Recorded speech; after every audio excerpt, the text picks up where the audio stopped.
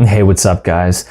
Doing a video on some of the things that you can do after a colonoscopy if you're looking to avoid flares.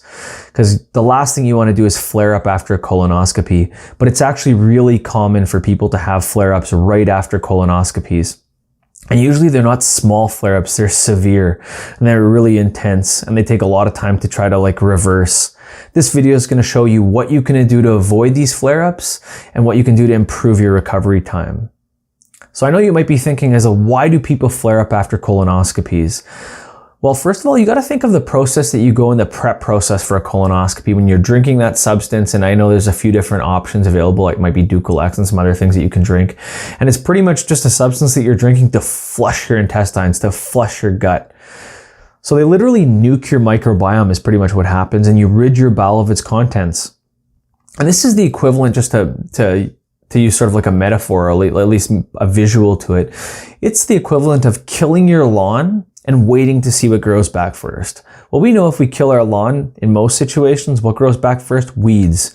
You got it, weeds. And why? Because weeds are resilient. They have deep root systems and they can pretty much live in almost any condition. Your gut's very similar to this.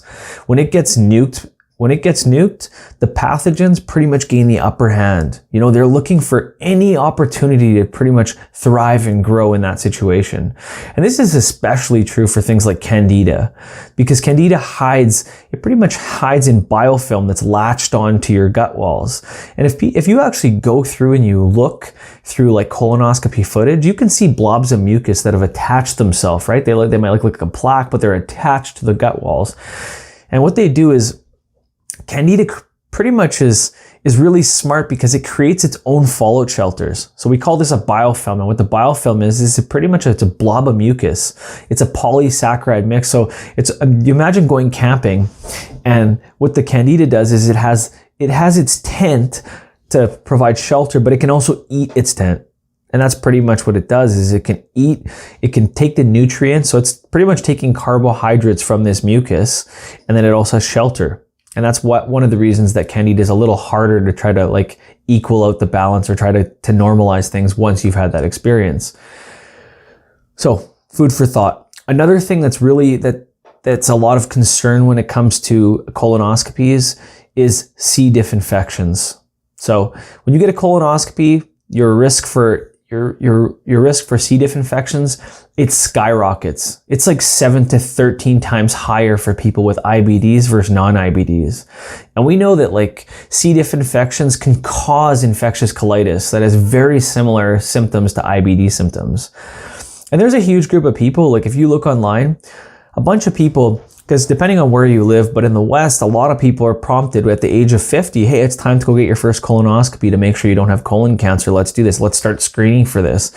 And what happens is a lot of these people, they go in for this general screening to see if they have colon cancer or other issues. And you know what they get? They get colitis as a parting gift. Pretty crazy. No symptoms of an IBD until they have their first colonoscopy, and then bam, they got an IBD. And again, like I said, it's colitis that's caused by C. diff. And I looked at one study and it showed that 32 out of 34 C. diff patients had a colonoscopy within 1 week of their DAB test. That's pretty crazy. Either way you hash it, there's a really close relationship between C. diff and IBD symptoms. So going for a colonoscopy, your odds are significantly increased of developing a C. diff infection. So it's something that we definitely have to look out for and try to sort of, use things that we can do to sort of avoid that situation. So now the real reason that you guys are here watching this video. What can you guys do to avoid a flare-up after a colonoscopy and speed up your recovery? Well, the strategies that I'm going to mention have worked for many people, including myself. And yeah, I think that they can offer a lot of assistance when it comes to navigating through this. So let's dive in. You want to take a quality probiotic.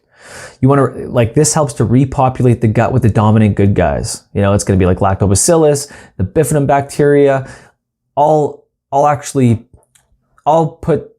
put the product that I recommend in the description. I don't make money on this product. I'm just recommending it because I'm very familiar with the creator, and she's written different books, does a great job, and it's a product that I've recommended for a long time. Another thing you guys want to do, and in regards to that probiotic, you want to take that for 30 days. So 30 days of doing that, and if you want to stop taking it after that point, you can do that. But I think one bottle is going to be about 30 capsules. That should last you a month, and you should be good from there. You also want to take L-glutamine. I'm going to do another video in the next little bit talking about L-glutamine, but you want to take this because what L-glutamine does is it pretty much helps feed the gut tissue. So the villi in your stomach and your gut lining, it uses L-glutamine to grow and to function. So you want to take that. You want to take about 5 grams 2 to 3 times per day. Another thing you want to do is you want to take an antifungal or an antiviral. And the things that I'd recommend would be black seed oil and oil of oregano. There's probably other options. Those are my 2 favorite just based on results. So those are the ones that I would use. And what this does is it reduces the pathogenic bad guys or the opportunistic organisms. You know, because you really want to keep that population down. You don't want to give them a chance to, you don't want to really give them a chance to overgrow because they're looking for any opportunity to overgrow and to thrive in certain situations. You also want to consider fasting for the first 16 hours after a colonoscopy. You can consume things like bone broth, real salt, and water. And if you're really looking for something, like if you're fixed on coffee or tea, knock yourself out. But the main point is, you know what? Less time digesting, more time healing. Because then you're giving your gut more chance to heal and to get back to normal. You also want to avoid starchy and carby foods for the first 48 hours.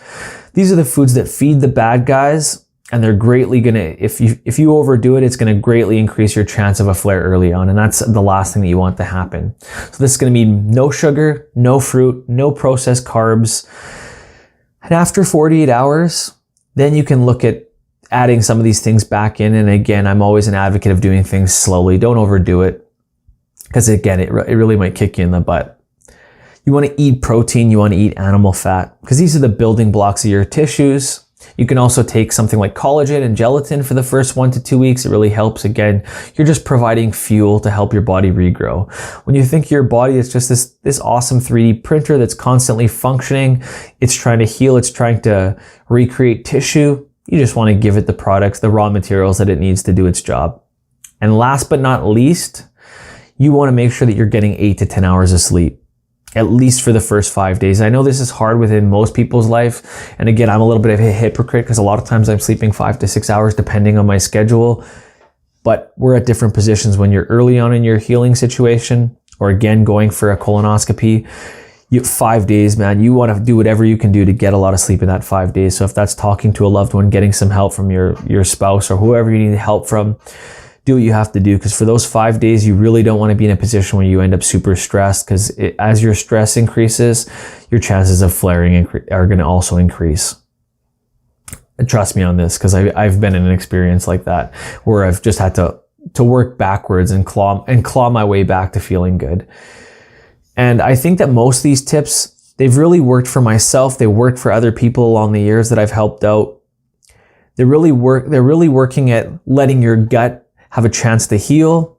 You're going to be feeding the gut lining. You're going to be repopulating the gut with the good guys, the good bacteria. You're going to reduce the chances of the pathogenic bacteria and opportunistic organisms having this chance to like overgrow. And I think that's really the best way to think of that, is just like tipping the balance and going into flare state. Because you're really at this vulnerable position where it's like your gut's at a neutral state, but you also have a lot of opportunistic organisms that are still there. Again, especially like Candida living in the biofilm. If you give it a chance by throwing it a lot of fuel, throwing it a lot of carbs, tagged with a lot of stress from not sleeping, you're pretty much creating this perfect storm, this conditions where you have the opportunity for a perfect storm, and then you can go into full flare state. And I mean full flare state. And I don't want to see anybody go into this situation going into a full flare mode. Because I remember early on, I had no idea about any of this stuff. And pretty much I went into the worst flare-ups I've ever had in my entire life right after a colonoscopy. And it took a lot of months to get back on track. I don't want to see anybody in this position. And I never made this mistake again. I haven't been for a lot of colonoscopies, but I have been for a few, and this is what I did afterwards. And I never had that issue. So use these tips, because they're definitely going to make an impact, and they can avoid you the stress of having to deal with a full-blown flare state that could last months. It's also an opportunity in a sense that because your gut's almost neutral again, it's almost giving you sort of a clean slate. Besides, again, like the candida that are waiting and they're sort of hiding for this opportunity to thrive. But if you take it slow and steady and you focus on healing and you keep your diet pretty clean, you have this chance to come back stronger. So it's also an opportunity. Don't think of it as necessarily as a bad thing. So now I'm really curious in regards to your guys' experience. Have you ever experienced the flare right after or within like 1 to 2 weeks after a colonoscopy? I know you might have not thought about it before, but if that's happened to you, please leave a note in the comments. Like, take the time to comment so that other people can see that they've also had these experiences. And then they're going to take to heart this information that I'm providing in this video and say, hey, this makes sense. I'm going for a colonoscopy. I want to completely avoid this situation. So let me know in the comments. Thank you so much, guys. If you guys like this video, if it's added some value, smash that like button. It makes a difference. You have any questions, you know what to do. Thanks a million, guys. I appreciate it. Are you tired of feeling crappy? Get my free healing guide. Tips, tweaks, and hacks. Click the description for more information.